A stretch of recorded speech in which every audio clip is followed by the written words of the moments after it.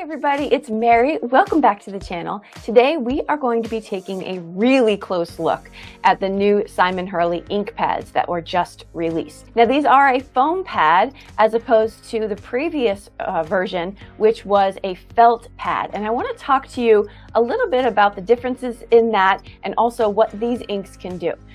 Full disclosure up front and disclaimer, if you already have inks that you love, feel zero pressure to go out and purchase these. If you're in the market for new inks, or if you want to hear about a really good high quality one and actually see what they can do, stay tuned because we're going to get right into it. I feel like I haven't done a product review in so long. So a little bit about these ink pads. First and foremost, like I mentioned, they are a foam pad. So what does that mean? It means that the juiciness of the ink pad is going to be a little bit more at the forefront. This is in comparison to a Memento felt pad on the right, and the Simon Hurley is on the left. And so just a couple things about that. The old ink pads were still juicy, but you had to put a lot more pressure to get the ink out. These are really at the surface. I'm a huge fan of foam ink pads for stamping images. I also recommend with a foam pad that you do have the reinkers. And good news, if you have the reinkers from the old ink pads, you can use them on these. Just be careful when you're applying so you don't rip up the foam on the ink pad. All right, so I'm going to stamp these out for you because I want you to see that just with one application of the ink and stamp down onto a piece of cardstock, they stamp incredibly well. And I chose a very solid image for that purpose. So I'm going through all of the colors. I have all 12 in this release that was sent to me. And I am showing you just one after the other. One time, that's it. That's why I used an acrylic block, because I really wanted to test them. I didn't want to rely on my Stampin' Positioner to have to redo it. So one time through, I still got it. I'm very proud of myself with my acrylic block. But no, the stamp or the ink on these is just wonderful. It's juicy. They do a really good job. And the black does not stain. So I just wanted to add that in case you were curious. This is the result of the stamping with that solid image. Absolutely beautiful. Okay. So they stamp really well. That's number one, and probably one of the most important things for us, if I'm honest. Number two, I want to tell you what these inks are good for with regard to mixing them with other media. So they are not for watercoloring. Okay, they are and can be used with alcohol markers. The top is alcohol markers, the bottom is watercoloring. So as you can see, they're not a good mix for the watercolor situation, unless you're doing some invisible blend. The name is escaping me right now. I don't know what it's called, but when you stamp in an image and you don't want the image to show. But anyway, highly recommended the black for alcohol markers. Let's talk about ink blending. Now, I'm a huge fan of the technique of ink blending. I'm also a very picky fan. So I have, actually, side note, I have a free ink blending guide for you if you want to grab that. It's in the link in the description box below. So you can grab that and it goes over all my recommendations for the best ink blends. Also, I give you a ton of combinations. But for this, here's what I know. The ink goes on very smoothly, but that also has to do with the brush. Now, as you'll notice, I got a little water on here, so they are water reactive. We'll come back to that in just a second. So that's another notch up. They're great for water reaction. Gives you a really cool look. But for the ink blending, they go on soft, but that's good because you can build up your color. So they don't go on heavy and you can blend them out really, really nicely. So I like that. But again, I kind of attribute that to the brushes as well. Now this purple one is an old brush.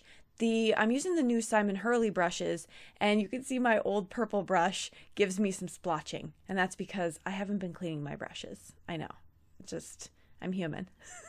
But you can see their splotchiness. However, the ink blending brushes that he has, they're just like the makeup brushes that we've been using, really soft. And when you have a new one, you're going to get a beautiful blend. So here's the water reaction. Isn't that cool? Here's what I did with that panel. I finished it off with a thinking of you. I die cut some clouds into it. And then I just kept the background kind of speaking for itself. Let's move on to another favorite of mine, ink smooshing. So I changed up my surface here, and the reason I'm using this contact paper surface for this ink smooshing is because the mat I really like, which I bring in just a second, is the Tim Holtz replacement mat for his mixed media glass mat. It just, my camera and it do not get along. So I try not to use it that much in my filming. But I'm just doing some ink smooshing, and it's not my favorite surface, but I am getting really cool results. The ink is showing up for me. Here's the mat that I really like right here. I put it on a clipboard as it's just a replacement piece. So anyway, all right, so that works. Side note, you all told me that the silicone mats were at the Dollar Tree, so I found this in the kitchen section. I like to put a silicone barrier between my mat and my heating so that it doesn't get too hot on my surface or melt or warp my mat. So those are panels, and here is what I did with the purple one, or the rainbow one. I put it through my embossing folder, and I put the paper in there backwards so that the flower was actually recessed, debossed, I guess it would be called, and then I just swiped the black ink pad over it, and that gave me a really cool, fun effect. All right, moving right along to another technique you can use. And by the way, you can use all these techniques most likely with the inks that you have as well. I just wanted to make sure that I showed some of my favorites with this new set. So I'm going to stamp out this beautiful flower. I think this is a peony. This is from Picket Fence Studios. And I'm going to heat emboss it with white embossing powder. So first some sticky ink. I stamp that down right onto my watercolor cardstock. And then I'm going to do it twice because I like to stamp with Versamark twice. It gives me better coverage for my white powder that I'm going to use. This is going to be the emboss resist technique using some watercoloring. Side note, you want to kind of bend your mat if you're using one of those sticky mats so that you don't bend your paper. All right, I'm pouring the white fine embossing powder over it, and then I'm going to heat set it with my Wagner heat tool. This is the one I like for heat setting embossing. It has a tighter nozzle and it gets real hot, and so it doesn't warp.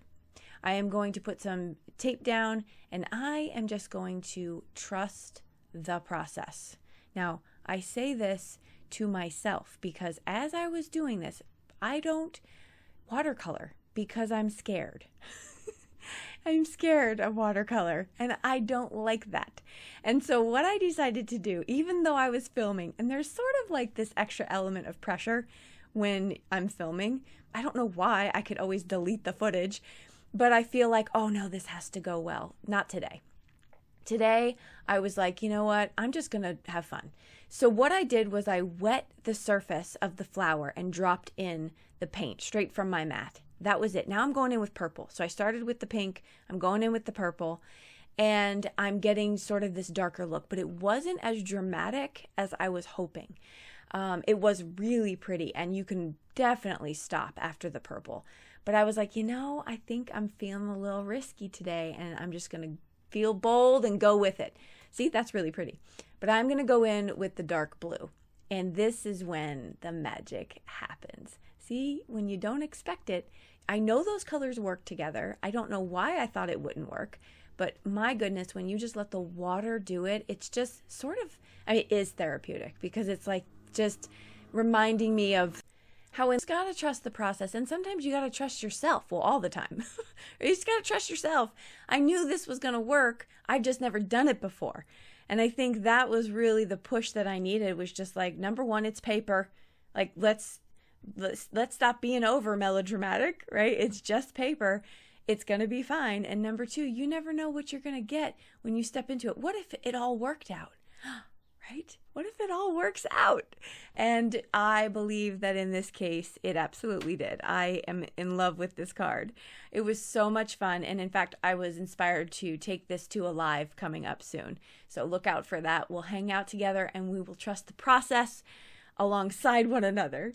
So this was my review of the new foam pad inks from Simon Hurley. Thank you so much for stopping by.